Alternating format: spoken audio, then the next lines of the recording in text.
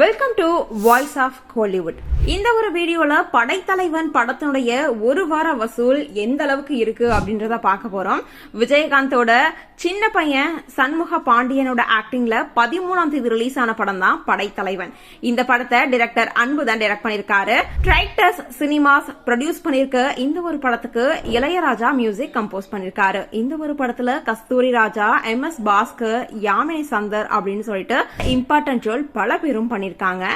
தமிழ்நாடு ஃபுல்லா இருக்க 500 தியேட்டர்ஸ்ல ரிலீஸ் ஆன இந்த ஒரு படம் ஃபர்ஸ்ட் நாள்ல 80 லட்சம் முதல் நாள்லயே வசூல் செஞ்சிருக்கான். அது மட்டும் இல்லாம 2 நாட்களோட முடிவுல 2.50 கோடி வசூல் செஞ்சிருக்கு அப்படின்ற நியூஸும் இப்ப ஸ்ப்ரெட் ஆயிட்டு இருக்கு. இந்த படம் ஒரு வார முடிவுல 7 கோடியை வசூல் செஞ்சிருக்கு அப்படின்ற தகவலும் இப்ப ரிலீஸ் ஆயிருக்கு.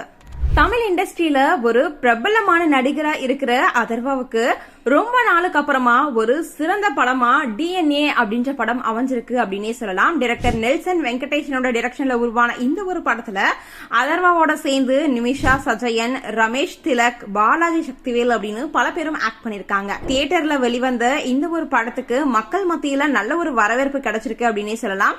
ரொம்ப நாளாவே அதர்வா கிட்ட இருந்து இப்படி ஒரு படத்தை தான் நாங்க எதிர்பார்த்துட்டு இருந்தோம் அப்படின்னு ஃபேன்ஸ் எல்லாருமே சொல்ற அளவுக்கு இந்த ஒரு படத்துல அதர்வா ஆக்ட் பண்ணிருக்காரு. அது மட்டும் இல்லாம ஃபர்ஸ்ட் நாள் வசூல் எந்த அளவுக்கு இருக்கு அப்படின்றத பார்க்கலாம்.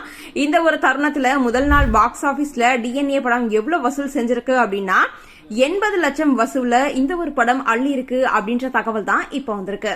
லைக் பண்ணுங்க, சப்ஸ்கிரைப் பண்ணுங்க. மேலும் அப்டேட்ஸ் உங்களுக்கு நேர்ல வரலாம்.